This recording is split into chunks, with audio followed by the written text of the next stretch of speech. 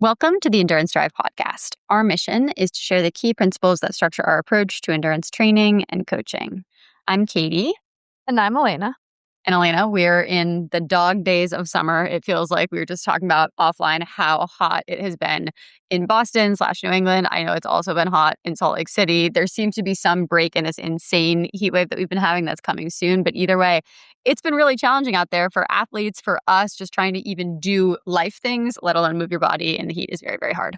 For sure. Yeah. I have gotten, so many texts from athletes being like, what do I do? It's so hot. Like, do you have any suggestions on how to approach heat training or how to think running in the heat? And actually, I'll kind of turn that to you, Katie, because I'll say what I say always, which is, the best policy is if you can is to avoid it. So like if you can go out early in the morning or if you have access to a gym where you can be on a treadmill inside or on a bike inside, obviously that's great, but that's not available to everyone. Sometimes schedules don't allow early morning stuff or having access to that kind of indoor air conditioned space. So if you do have to run in the heat, what I have been telling people is just make sure you're hydrating all day, specifically hydrate also with electrolytes, particularly before going out. And then adjust your expectations. I think a lot of it's mental. Yes, it sucks to run in the heat no matter what, but if you're running easy, I find that typically you can just adjust by bringing pace down and then also think about time instead of miles. Then if you want to be out there for a certain amount of time, just like make it a little bit shorter, slow it down a little bit. Workouts, I think, can be really hard in the heat. So that's where I'm more careful with people. If you're really trying to go for your workout in the heat, respect. Also, I think that's where even practicing these cooling things that you might use in races can be really helpful. So if you have access to an ice bandana or consider getting an ice bandana, I think they're awesome. And it can be really nice to have that as you're going out and doing your workout, or having a big jug of ice water and picking one spot so that you don't have to like go too far without having access to it, and then just drop it right at the one side of the trail and dump it on yourself after. Like, practice cooling strategies, I think, can help a ton. But yeah, there's really no perfect answer. Maybe also just remember the reframe that there's some heat training involved, so hopefully that'll help you adapt even stronger. But yeah, adjust your expectations and be kind to yourself with this heat because it's been pretty brutal for people. Totally agree. And the one thing that I'll add to that, we've talked about heat many times on the podcast before, but I sometimes like to look at the weather and look at the week and see if I can just shuffle days a little bit to hit that workout in maybe the best possible day. And it was funny, this week, I ended up doing a workout on a Monday afternoon, which is like completely random for me. Usually Mondays are kind of an off day, and like I'll do a workout on maybe a Tuesday or a Wednesday. And I usually work out in the morning, but just given what my schedule was that day, my only opportunity was that Monday afternoon. And I didn't even know I was going to do the workout until I started running and was like, oh, this might be my only window that actually feels okay. And it ended up being fine. I was glad that I did it, but sometimes I like to try to be a little bit flexible on just flexing which day it is. If you know that there's, maybe later in the week, there's going to be a day that's better versus earlier in the week. Obviously, everyone is juggling lots of moving parts, and some people have more flexibility than others in terms of their schedule and when they can get stuff in. But I think if you have a workout in a week, a key workout, trying to choose the best day for that is sometimes helpful for me. For sure, yeah. And I guess the last thing, which is not always possible either, but if you can find like a shaded route, the shade makes such a difference from being in the sun. I know it's a big thing for me out west here, where it's like there are trails that are more shaded and there are trails that are incredibly exposed, and I will try to avoid exposed trails because it just feels like it's twice as hard. So yeah, some thoughtful things around route planning as well. But yeah, the heat is just very brutal. And interestingly, I could be a nice segue into talking a little bit about Western States, which is typically known as a very hot race. But this year, it actually wasn't quite as hot. It was still in the 70s, which I would not say is cold, but compared to how it typically is, it was a cooler race for people. Actually, I know we're having a heat wave right now, and the East Coast is really brutal with it. But last weekend out west, we had a weird cold snap. It was like 60 degrees in Salt Lake. It was super strange.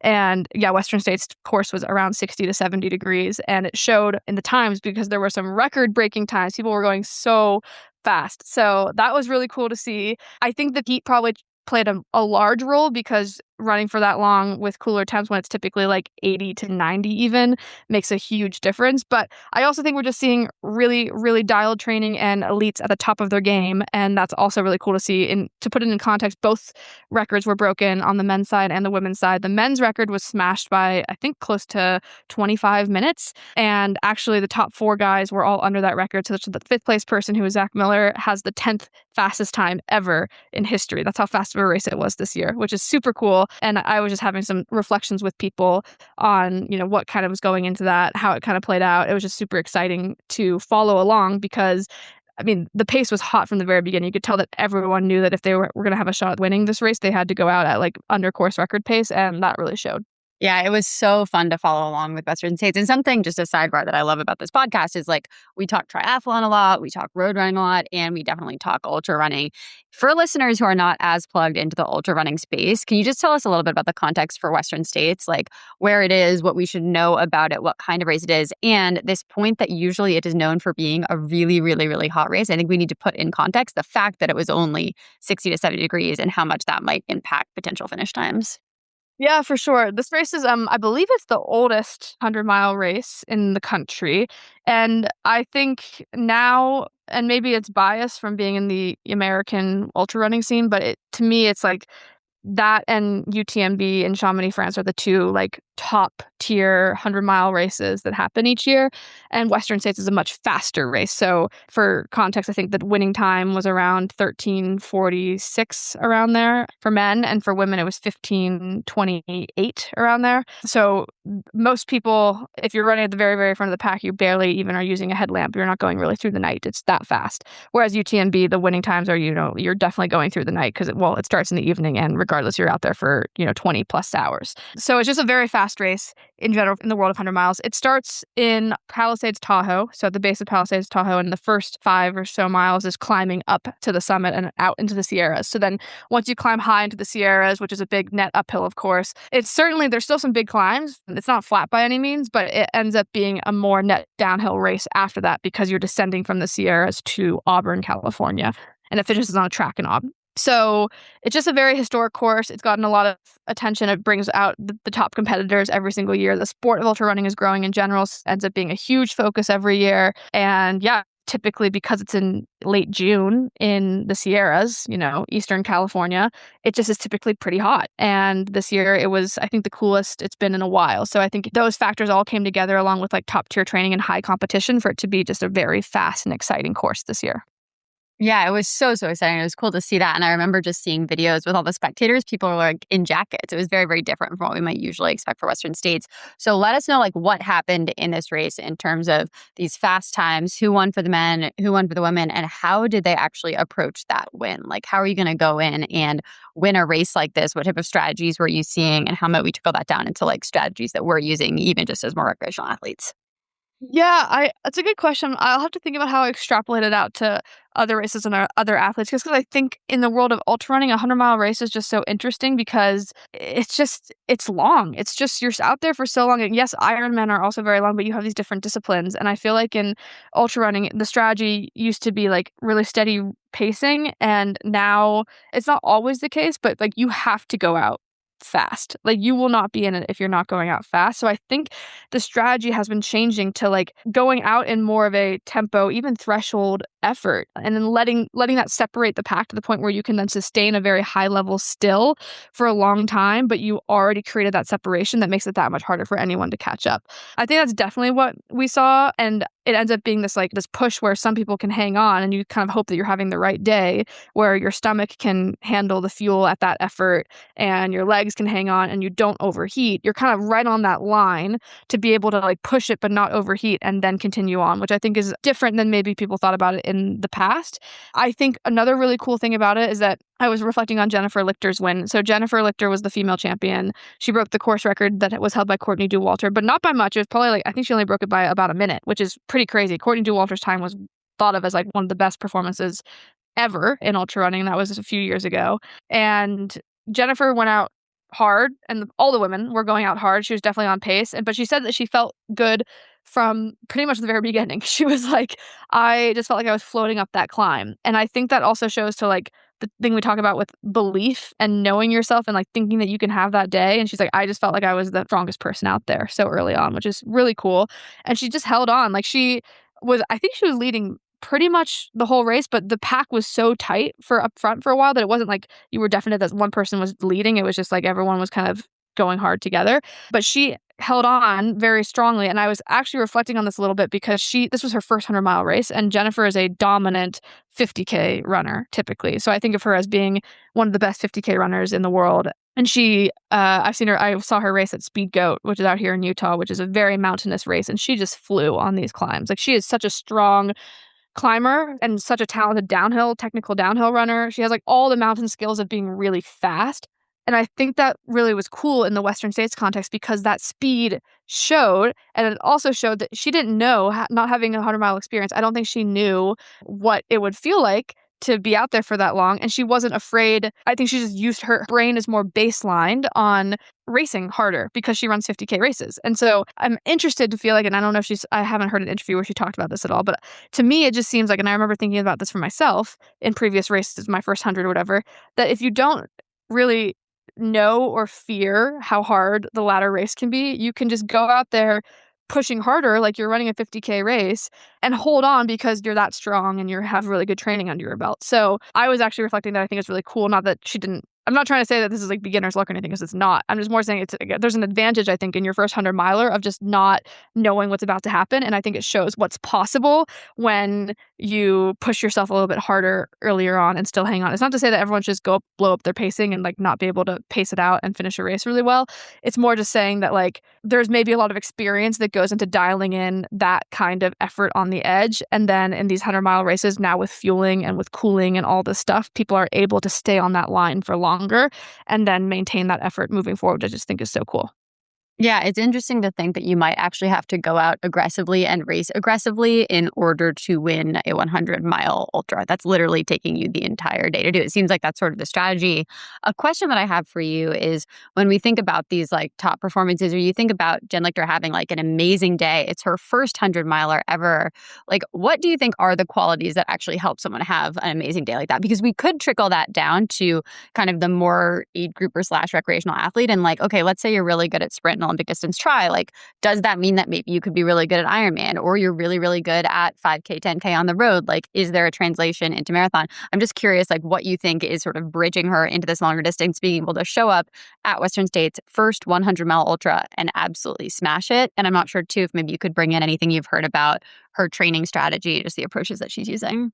Yeah, for sure. I mean, I think first off, it's a very natural and very plausible progression. And she has been dominant at these shorter distances. And I say shorter, 50K is still quite long, obviously. But like she's been at this 50K, dominant at this 50K distance for a long time. And she's been training that way. So she has a really good base. And I think a lot of people out there doing these, if you're doing like what quote unquote shorter distances, marathons moving into ultras or sprint and Olympic tries moving up to half Ironman or something else. If you've been doing that for a while, you might have a really, really strong base. And she had that speed and she has that strength and she's been training smart. But I did end up reading this quick blog that her coach put out there on her training. And she did have a bit of a training switch up coming back from an injury. So she probably like was pushing it hard on that sprint side for a little bit, got a little injured before I think a 50K World Championships race last year, and then started working with this coach. And as they were thinking about transitioning to 100K and 100-mile distances, there was kind of a very natural training switch up that we have talked about many times. But a few things that stood out to me, he mentioned switching her from miles to hours, because in her brain, she had always been used to training about weekly mileage. And when you're switching to these longer distances, it really just becomes about time on feet, time training. And especially if you're doing trail stuff, you could be out there for 8 hours doing a, 20-mile run, depending on the terrain. So I think it really matters that you are calibrating that effort based on time. So they switched to time. And then also she had to learn to run a little bit slower. And I was thinking about this too, because he didn't mention this explicitly, but I have realized this as well, where there's a difference between being kind of like flirting Z2, Z3, flirting on that edge versus comfortably Z1, Z2. And I think that makes a huge difference in high volume training. And at least it does for me, and it has for athletes that I have talked to about when they've done the switch up. And that's exactly what he said for her too. He didn't define zones, but I'm imagining that's kind of what he meant by that. It just like when you're going out there for that long, you have to have your easy be really easy, because you just can't sustain that recovery otherwise. And I think there have been some examples of people early on saying that they like keep their Z2 a little bit higher effort. But I think if you're doing this sustainably for a really, really long time, or if this is feeling hard at all to keeping it volume, the first lever to pull is to make your easy even easier, or check in on how that's feeling. So that's one big switch they did. And then the final switch that also feels like is, we talked about a lot, everyone's aware of this, is just more fueling. So with that increase in volume, with that focus on hours and a little bit easier effort, it was more fueling in intra-training and more consistent fueling outside of training. And those were the three things that he had called out on that blog, which I think makes a lot of sense, and it clearly showed. So in my opinion, reading all this information, it seems to me that she is obviously a very talented athlete, super strong, super fast. She had a college running background. She's been running and dominating these distances for a while. She's been really consistent with her training. And then you switch it up a little bit for these special long distances, a little bit more volume, but focusing on hours for that, making sure that's really dialed, making sure that the recovery is good with fueling and with easier paces. And you take this athlete and let her still be fast, but be able to do it longer. And that was really cool to see.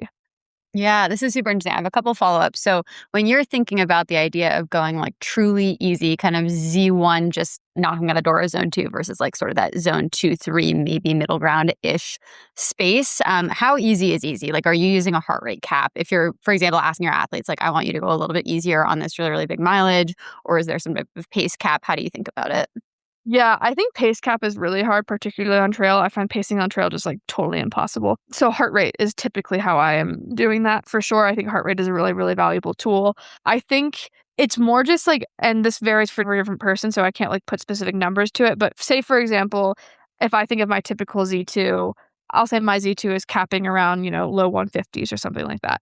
If I know that's the case for me, then I am making sure that, and it doesn't have to be even Z1, I'm just making sure that it feels genuinely, like, so much easier, like, I can converse, I'm, like, not even sweating that much unless it's, like, really, really hot out, and I'm checking my heart rate to be, like, below 140 in that case, so I'm, like, taking a 10 beat per minute cap below my cap and then keeping it below that zone is typically how I'm thinking about it, but I think it varies for each different person, and it's more easy to point out when, "Hey, this feels like you're taking your Z2 easy stuff a little bit too hard, even if it's still technically Z2." And I think there's a few reasons that happens for people. One, when they look at their average heart rate after a run, sometimes it will say like, "Oh, yep, right at like 152. Cool, I'm in Z2." That's like right below my Z2 cap.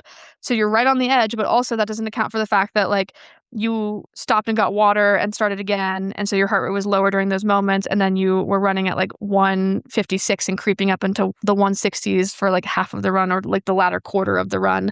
But it was just so easy at the beginning because your heart rate hadn't even warmed up yet or something like that. Like I just feel like there's a lot of variation within a run. So that can sometimes throw people off. And then two, habit. I think habit is just so strong. And people like if you are running road or maybe you are running trail and you're just used to pacing, it's just so easy to start off on your habit. And that's gonna vary by the day. And it also varies by your training cycle. So it's just hard to be disciplined. It's almost harder for more experienced people to be as disciplined with this. I think it's easier for people that are getting into this to be really well heart rate capped. And this almost more applies to people. I see it way more commonly with people that have been doing this for a really long time and just like haven't had that check again. We're like, oh yeah, maybe like your easy should be a little bit easier. And finally, the last thing I'll say on that is that I'm not even saying this has to necessarily change, but if for whatever reason you feel like you're plateauing or you feel like you are struggling to maintain consistency in your volume or expand your volume, it's a really good place to check first. Is like, okay, can I just make easier because I will actually recover better?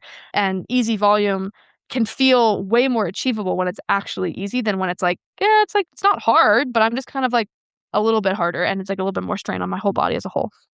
Yeah, this resonates so much and something that I sometimes like to do when I feel like I'm indexing too much on what like on the very best day my zone two pace would be and like going to that instead of keeping it truly easy is changing the data screens on your watch to be heart rate only and not even pinging on miles. Like literally saying like I am going out for 45 minutes. You could do time and you can do heart rate and something like that. And that's the only thing that should matter. I think sometimes when you're also looking at pace, it's just a little bit too easy to creep up and fall into what you might be on the best day. But then you add a variable like heat and it's like, well, your pace is going to be probably 30 seconds slower per mile anyway because it's 90 degrees and super humid. So I think that's just another sort of tool that you could use to try to tap into this easier effort. And even like treadmill too can be a good tool for that. I was on the treadmill earlier today and I very, very rarely run on the treadmill, but it's 100 degrees in Boston and I had to go at noon. So it was just not going to work to go outside.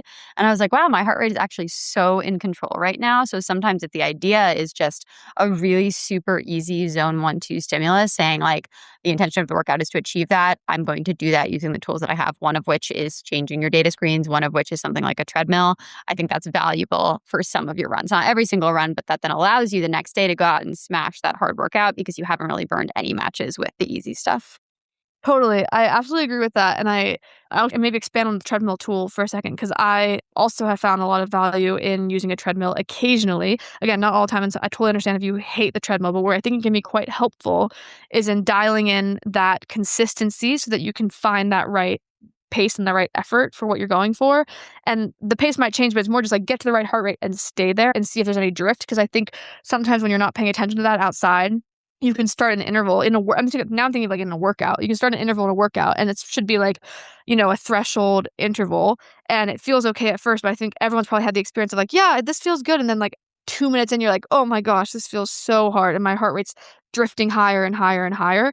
And I find the treadmill the best tool for me to really dial in what that feel is and what that sense is. And again, I think this is more common. I mean, I struggled with it recently. I was like focusing on this again, and I've seen this so much with experienced athletes more so than novice athletes, which is we are so used to understanding our paces. Like, oh yeah, typically running around this pace feels this hard, or like I think this should be my threshold based on like the race effort that I ran.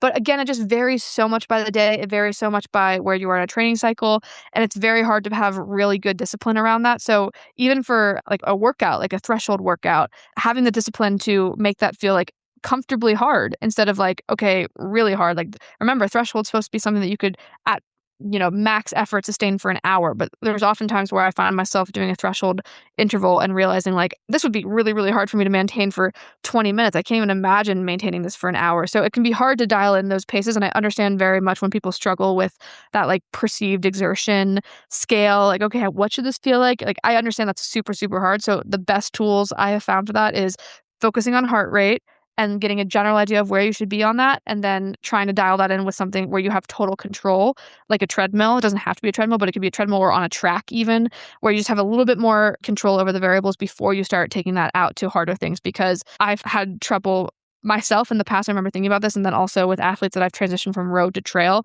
it can sometimes be really hard for people to find the right effort level for trail intervals, because it's just like you're going totally on feel then, and you don't realize how much you were relying on like habitual pacing on road that doesn't even work on trail. So yeah, there's some tools to help, but it's maybe a reminder to be more disciplined on how you think about training, because it doesn't mean that you're not training hard at all. It just means that you're maybe adapting more and training smarter. 100%, which is always sort of our focus, is how can we get fitter without actual additional effort? Sometimes it's less effort, and sometimes it's just sort of these smart innovations.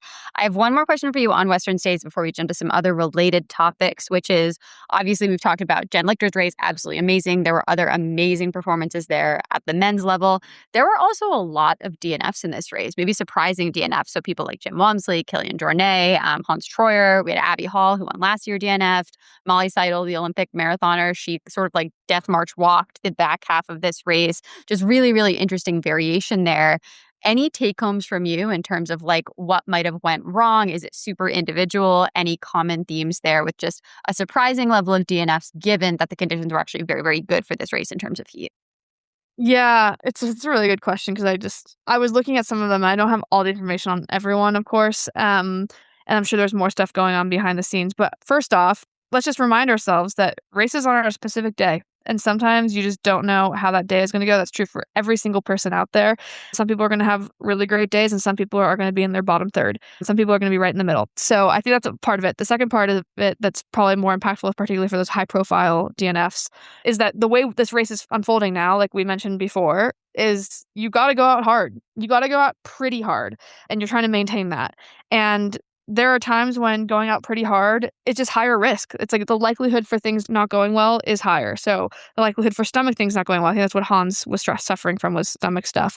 I believe Killian and Jim were both just like not even in their healthiest state in terms of injury risk. And those injuries, I mean, maybe it's like on a great day, that injury doesn't bother you, but on most days, they're going to pop up again, particularly in a 100-mile race. And I think that's what they were suffering from. So I think there's a big range of what things could happen. But yeah, I think that comes down to the whole sport being higher risk, high reward now, and people training at a high level throughout, which on the one hand is really cool and it's impressive, and it's how they get to these points. I mean, we're talking not across the board, but in general, like a lot of really high mileage, high volume weeks for people, but that carries its own risks as well in terms of injury risk and breakdown and, a little bit of burnout. So I think it's hard to say how this comes out for every single person, but it's just higher risk and high reward, and they could come back and have a really, really great day. And I think Hans, for example, he was on really good pace and his stomach didn't hang with that well, and he'll troubleshoot and figure it out and he could dominate again in the future.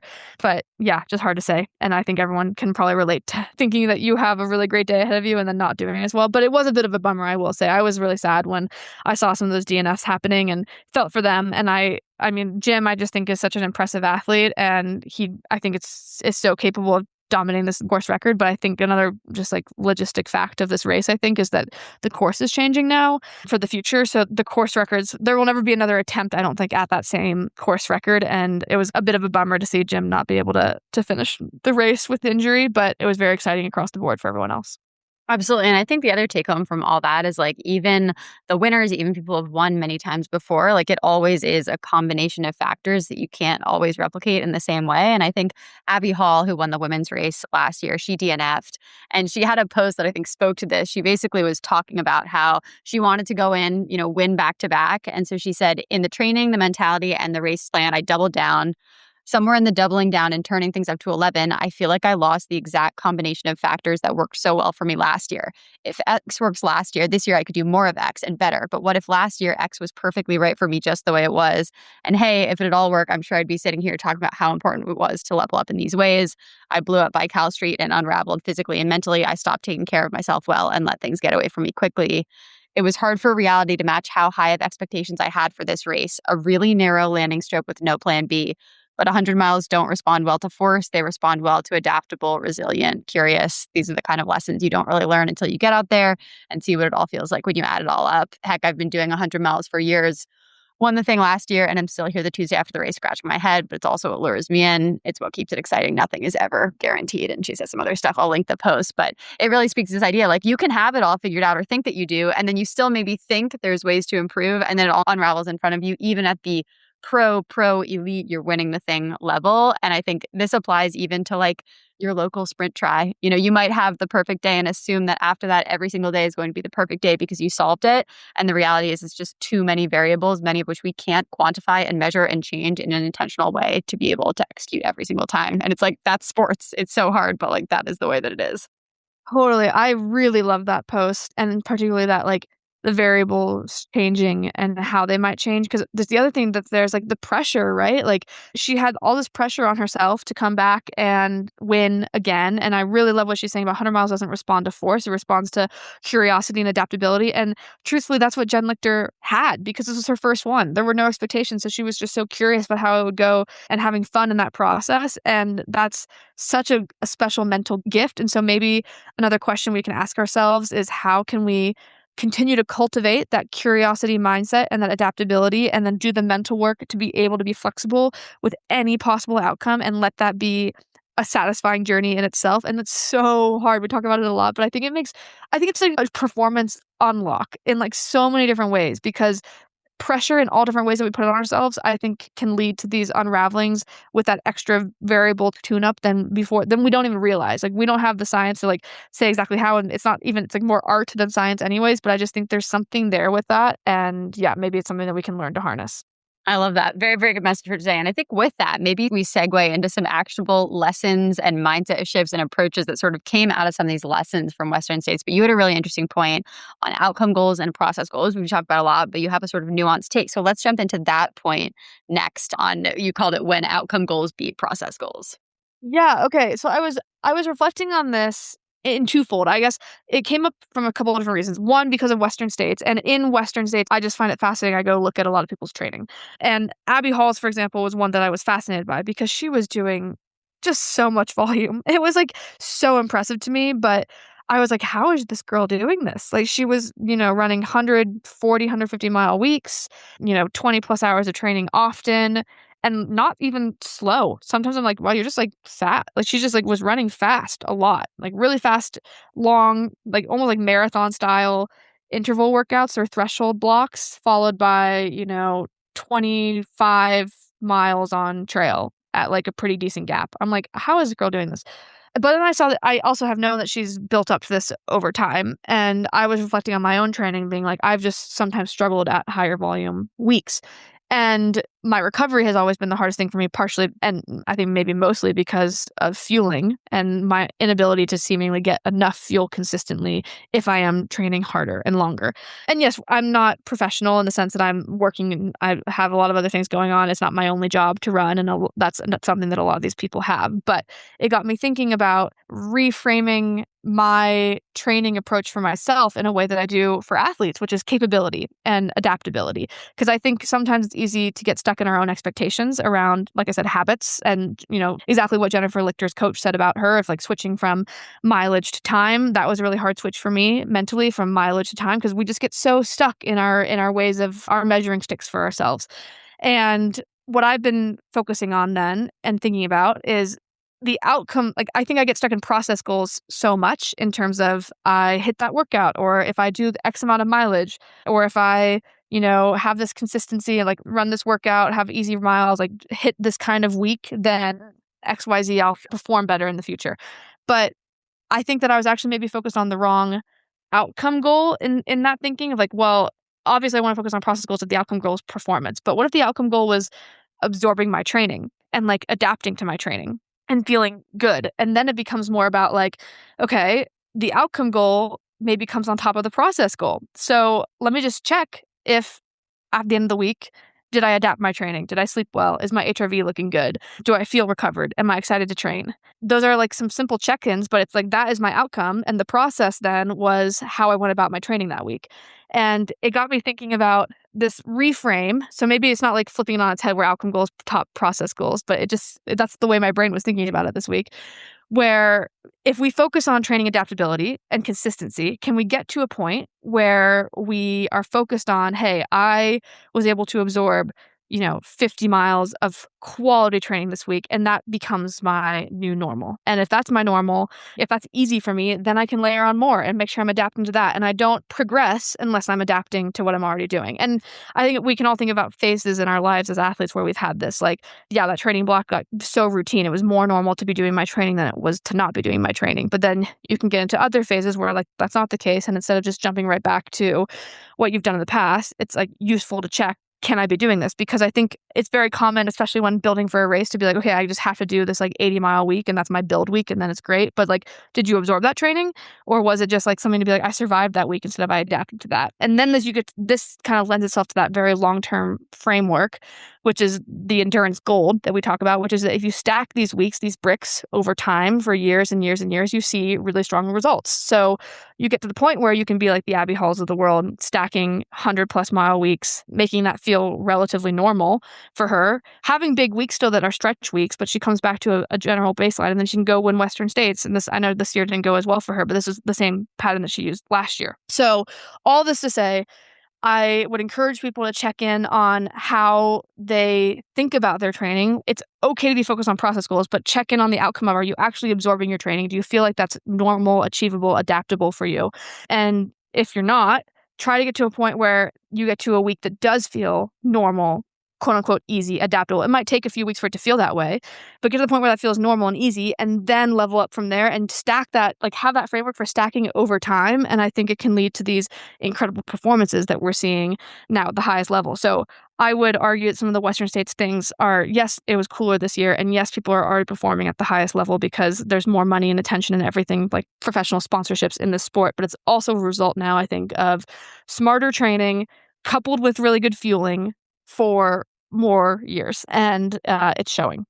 Yeah. Oh, I love this. And I think too, we probably need a different term even for what this like outcome goal is, because I think you still could hold an outcome goal like, I want to qualify for the Ironman World Championships or something. But that's like this kind of pie in the sky, outcome goal way down in your race that's in 3 months or whatever. It's a little bit different than like the week to week or even day to day feel outcome type thing. So maybe we could, Totally. at another date, we'll come up for like a name with this type of thing. Yeah, those are the best words for it, for sure. Maybe it's another process goal potentially. It's like a process of like, I'm recovering from my training, but it's like an outcome of what you did that week, Totally. Yeah. I think all of our listeners and we understand exactly what you're saying here. But I will just say this resonates because I feel like I went through a similar journey recently where I was feeling really stretched by the training that I was trying to fit in. And by just taking out like 3 or 4 workouts from the week, taking out doubles, like focusing on really these are the basic things that I want to hit, it made me feel physically better because I was doing a little bit less, but I think also mentally better because of maybe this kind of self-efficacy piece of like,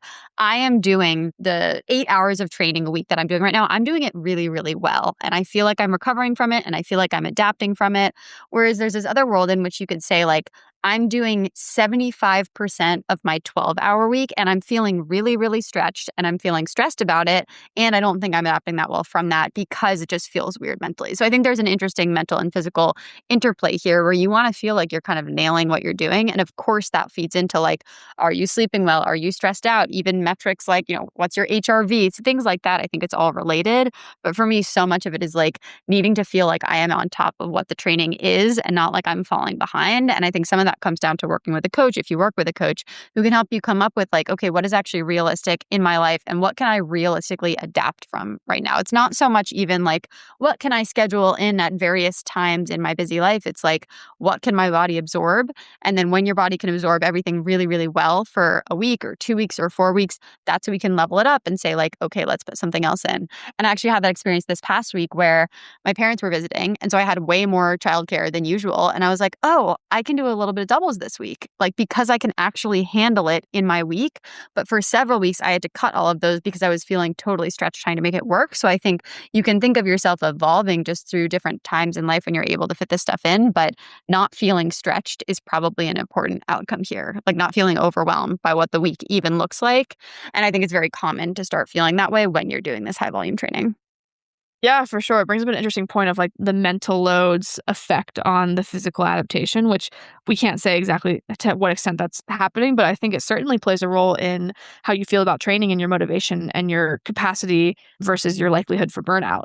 So I would always encourage people to focus on doing what they can do really well and making that feel really good so that you're like, wow, I feel good. I feel good about my training. I feel good about my life and my balance, and I'm on top of it.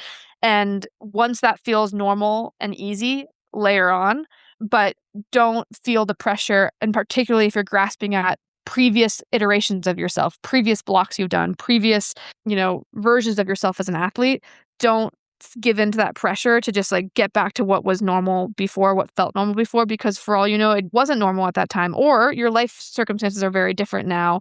And that requires a different kind of adjustment. And you will probably adapt better, like Katie said, if you are feeling good about your training and you're able to hit it all really well. Totally. And so then let's talk a little bit about practical interventions that we can use to sort of tap into this focus on feel and not feeling stretched, all of that. How would we approach a given training week and then actually think about what changes we need to make to get into the space? Great question. Yeah, I'll give a few thoughts on this. And Katie, I would love to hear your thoughts on this as well, especially having just done this. But I would say first, just take a look at your normal training week and not even like the week ahead. Just like reflect on the last few weeks and ask yourself, how do you really feel? Like give yourself a score. Were you hitting things really well?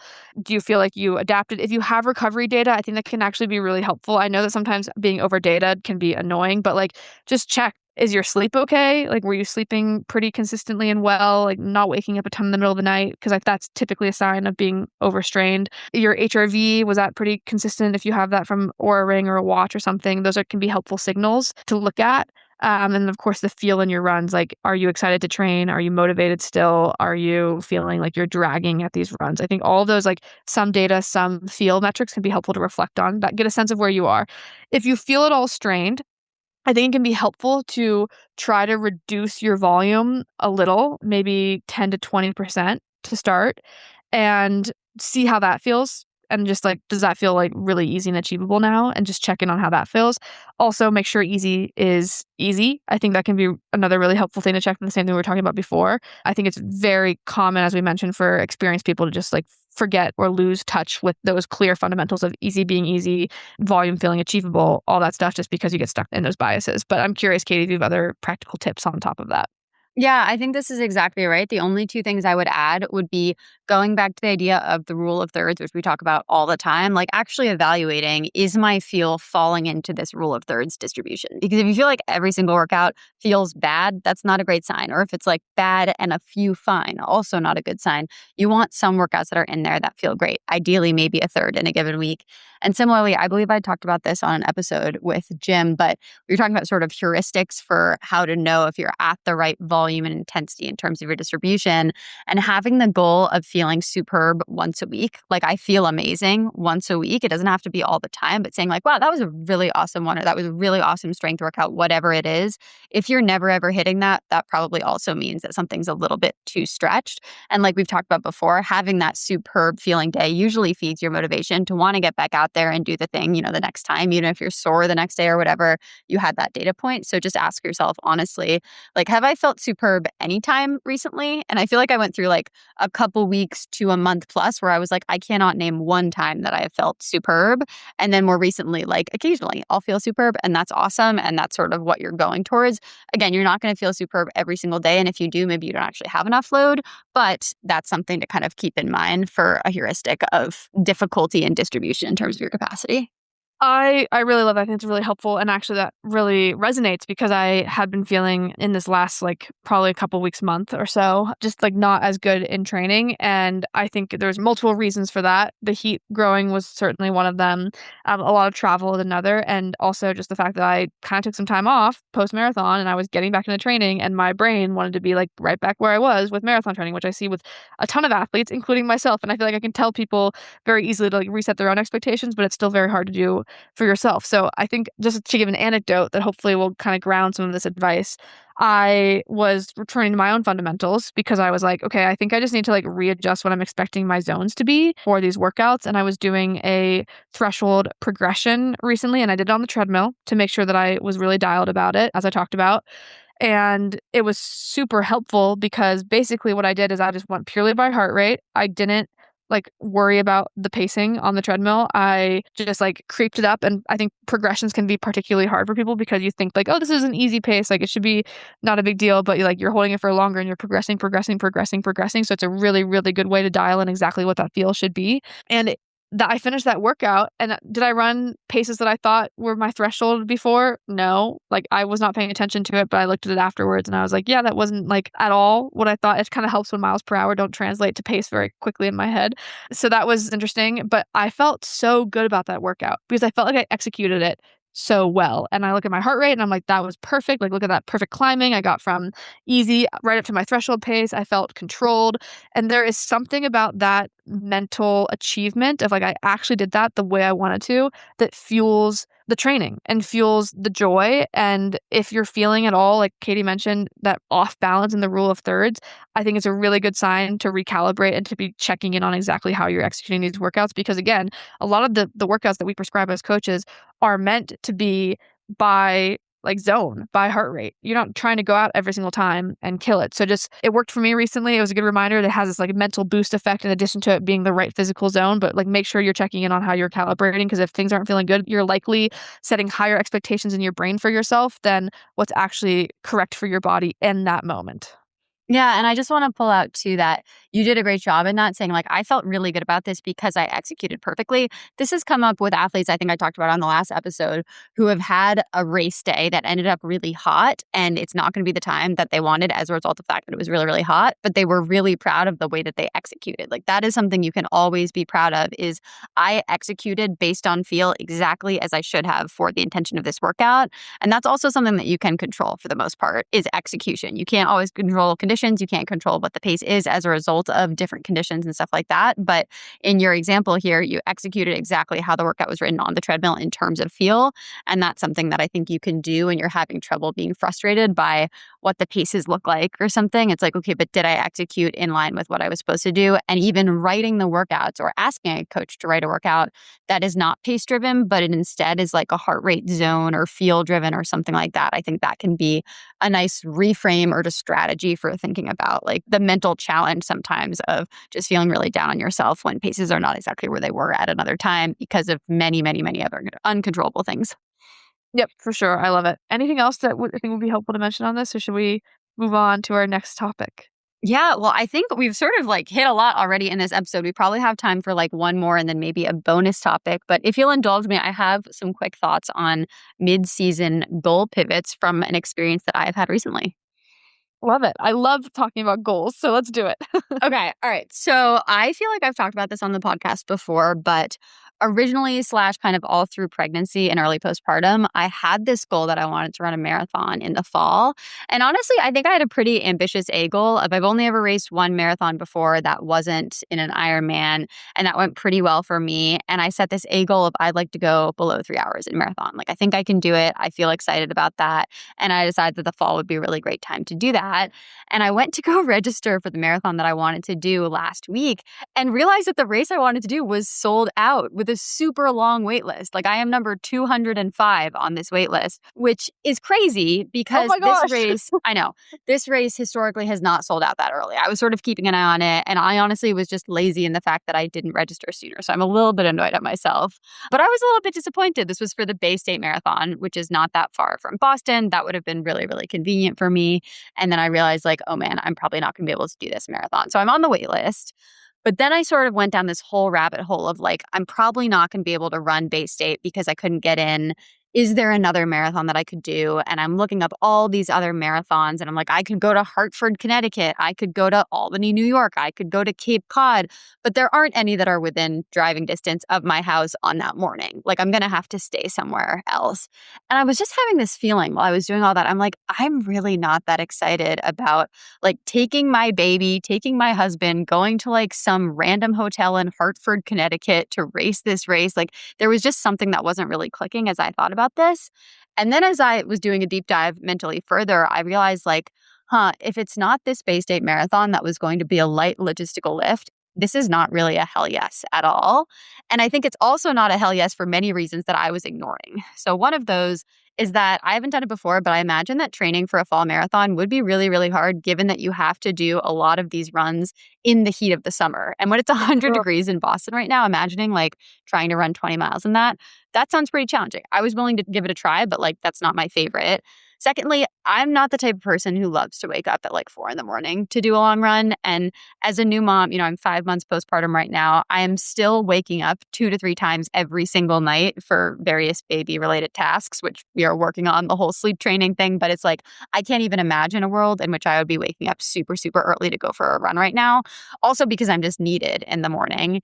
And, still exclusively breastfeeding. I don't know what the timeline is on that, but like I can't really even be away from my baby for more than 2 to 2.5 hours. So that was going to be a tricky factor. And all of those things were sort of in the back of my mind, but I had ignored them until I actually realized like I might not be able to do this race. And now I'm even going to have to travel to do something else. And then as I did some even further soul searching on that, I sort of had this moment, which I'm sure like kind of new moms, other moms could probably understand is like, I feel like being a mom is going by really fast. I mean, I'm going to be a mom forever, but like Luke is only going to be this little for a very, very short time. And I don't think I really want to spend as much mental energy on this massive marathon project that it would require to hit my A goal. Like I feel pretty confident that I could do it if I went all in mentally, physically, etc. But I'm just not really in a place where I can or want to go all in on something that's not like being the best mom I can. I also work, full time. I've got a lot going on in those domains. And I just don't think that I can necessarily sacrifice that much energy. And then if I think about like, okay, well, I could just go do a marathon to do it, like that's not really a goal that excites me right now. So all that is to say, came back to my why, which is what we usually do when we're thinking about how to pivot goals, which is like, I want to learn, I want to push myself, I want to take on some new challenges. I'd like to have the structure of a plan. None of those things are specific to the marathon distance or even like the Bay State Marathon. And then I was just asking myself too, like, what else sounds fun in the next several months? I might want to race another 10K. We've talked about that. I'm going to turn 30 in September. I want to do a big trail adventure for that. Maybe there's a sprint try that I'm interested in potentially doing that my father-in-law signed up for. There's a bunch of random things. Those would be hard to swing in the context of my super dialed sub 3 marathon project. But if I'm doing something else, that would be totally fine. And all this is to say, it brought me to the solution of like, I think I might just race a half marathon in the fall, like a local half marathon somewhere. I have not raced a half marathon since I think right before COVID. It was like February of 2020. I know that tomorrow I could probably go out and beat that time. And I'd love to just see what I can do in this distance. But making that decision, I just felt like a weight was lifted off me because I'd put so much stock in this like goal that I said I was going to do for a long time. But realize like when you come back to your why and then just also confront your evolving priorities, it's okay to switch goals around. So anyway, I don't know if that helps anyone else. It's just the point maybe being the take home from all this is like, just because you said you wanted to do something big doesn't mean that always has to be the thing and that you can't change your mind later on. And who knows, maybe I'll get an email in a week and they're like, you're off the wait list, 200 people canceled. And then I will go through another journey of seeing whether it's actually something that I want to do. But I will come for sub 3 at some point. I just think maybe this exact time in life in somewhere like Hartford, Connecticut or somewhere else is probably not the right choice for me. For sure. I really love this anecdote. And I think the main thing that stands out to me that I would encourage everyone to always think about with goals, especially evolving goals and goal switching, is that hell yes thing that you were listening to. If it's not a hell yes, I think it's really, really hard to hold a big goal. I think any big goal that you're going after, I've realized this going after, like bigger trail objectives and whatnot through the years is like, you have to be all in on that, and if you're not, then it probably isn't gonna go that well, and it's just gonna be a sufferfest for a lot of just, like, getting there in addition to things not going in the right way, and yeah, I think if you're all in, you can pretty much make anything happen, but it's worth listening to if that's evolving, why that hell yes is not there anymore, and then recalibrating on something that is, and I commend you for doing that because, yeah, first off, marathon training in the summer, no, I'm, like, so on the spring marathon train because I love training in the winter, but the summer is just brutal for 20-mile runs. Totally. No, I really appreciate that. And I think something too is thinking through the different outcomes. Like, what would it feel like if I hit my A goal versus my B goal versus my C goal here? And I think I knew when I did that I was only going to be excited about this project if I hit this crushingly high A goal. Like, that would be a really, really big stretch unicorn day for me. I think it's possible given certain conditions. But I had this vision of me like going to some other race where I had to stay in a hotel, probably bring the whole family, having a day where I like had an okay time or like maybe didn't even PR because that might even be hard, like just ran a marathon and then being so disappointed in that I was like, I don't even know if I emotionally want to take that on right now. And it's not like, oh, you miss every shot, you don't take whatever, like all that type of stuff. I just think knowing that I would be more excited about an A, B, and C outcome for a half marathon than a marathon at this time because I already have a marathon time that I'm pretty excited about kind of on the books. That was important for me to do too. So if you're not sure if it's a hell yes, just envisioning like what would these different paths feel like, I think is also helpful, and making sure that there are B and C goals like we've talked about that you're already bought into, because I think I knew realistically that I was only bought into the A goal, and the bar to make that happen would have just required so many different sacrifices that I don't really feel prepared to make right now. Totally, and I think that's really smart to recognize because I actually think it ties us back to the beginning, what we were talking about with Western States and Abby Hall's DNF, and her post around that is like, if you're not bought into the B and C goal, then the pressure on the A goal is that much higher, and that is Mm-hmm. like a recipe for not success, which I just think that we should pay attention to more because it is like there is some gift to be gained in racing when you have the ability to be curious and adaptable. And I think that shows in many different race formats, and it allows people to have the best days they can have. And if you're locked into the A goal only and you're not bought into the B and C goal, then I think that makes that, infinitely harder. Totally agree. Well, thank you for listening on that. And if anyone else has thoughts on process goals, outcome goals, your own goals, goal pivots, just please feel free to reach out to us because we love to highlight them on the pod. I think today we might close actually with a listener email that we got from one of our favorite listeners who shared a mantra that I feel like could be potentially useful for other people. So she wrote in and said, after months of listening to you talk about the power of mantras, I sort of stumbled into one early in a race, and it literally kept me focused and moving throughout the whole thing. And just for context, she was doing a 70.3 recently. She said, I was finding myself starting to think about what was coming next, if I could maintain my pace, if I would hit my goal, and it created a lot of anxiety and pressure that I didn't need. So my mantra became, you are where you are, to continue to ground myself in the moment and not look ahead. The idea of you are exactly where you're supposed to be and you can only control what you do in that precise moment. I thought that was an incredible mantra, and I think we talk a lot about how what can you control in a race when things are going sideways, you're not sure how it's going to go. You can control how you respond and react to things. you can control your mindset, and you can control the idea of just being present. It's not actually helping you if you're thinking so much down the line of like, okay, well, I'm on the bike right now, but what if I don't feel great on the run or how that's going to shake out? Like, yes, you want to think a little bit about, am I setting myself up well in this moment for later pieces of the race? But that is the only thing that you can focus and control. So if there's a mantra that grounds you there, I thought this was a great one. You are where you are. So thank you so much to our listener for sending that in. I love that. Yeah, that really rings true. And I actually am giving a webinar talk ahead of this 50K race out here on the course. And I was bringing in some mental stuff to it because I thought it would be helpful because it's a very hard course for people. And I was thinking of this mantra as well. And just telling people that like, it is so easy to get mentally stressed out when you're, not even halfway through a race or halfway through a race, you feel horrible and there's so much left. And reminding yourself that like, yep, you are where you are. Just keep moving. When in doubt, keep moving. I think is really, really helpful to help people prevent that mental spiral on top of the physical stress of that. Absolutely. Love it. Okay, let's land the plane. Challenge of the week, gear pick of the week. Elena, what is your challenge of the week? Mine is very directly related to what we talked about before. So I would just say take a few minutes to check in on your training discipline. Is your easy pace really easy right now? Are you at threshold correctly? Just like be dialed a little bit on how you've been approaching your training and what your habits are and adjust accordingly if you think it could help you. I love that. And mine is also related to what we've been talking about. I think it's always a good time to do a sort of mid-season check-in. If you say have goals maybe in the fall or later in the summer, do you feel in alignment with your goals, your goal event, your original purpose? Are you enjoying the training that you're doing? I think it's interesting because when I think about my pivot away from that marathon goal, I wouldn't have even considered not doing it if I hadn't encountered this sold out race. I would have just done it and I would have registered and that would have been that. And maybe I would have ended up feeling stretched, but maybe that was a reminder for me that it's okay to kind of continue reevaluating that you still feel excited about what your goals are.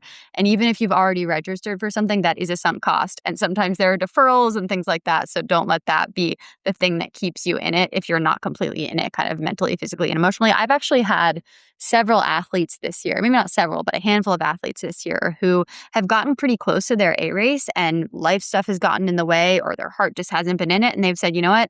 I don't think this is the right thing for me right now. And we're going to take a little break or we're going to get excited about something in the fall or later in the summer. And usually that is the right outcome. Like going in when your heart's not in it, unless your goal is just to kind of participate and really kind of take it like a C celebration day, anything like that.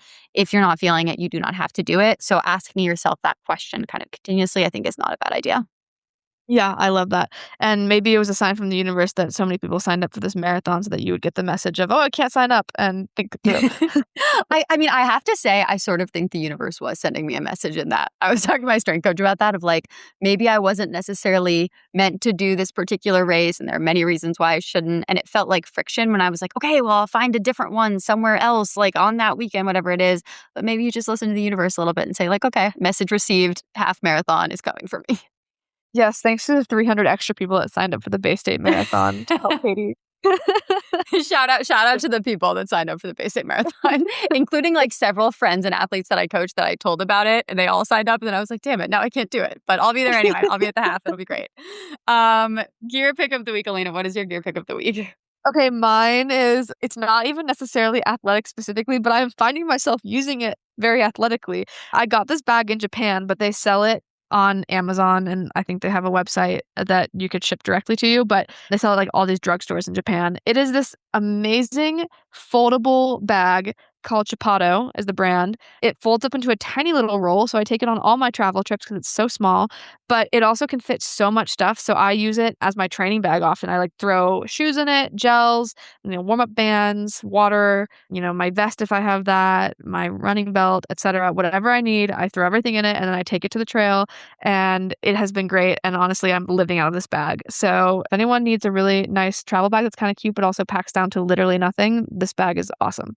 Amazing recommendation. I really like this bag. I am going to recommend the On Performance tight shorts. These are some running shorts. They have great pockets. I find that they don't really ride up. I really like On running stuff in general in terms of their shorts. So I would recommend this. I think this is a women's model, but I think they also have a men's model of these performance tight shorts. So good, especially for all these sweaty runs where everything feels like it's sort of riding up. These do a very good job of staying in place.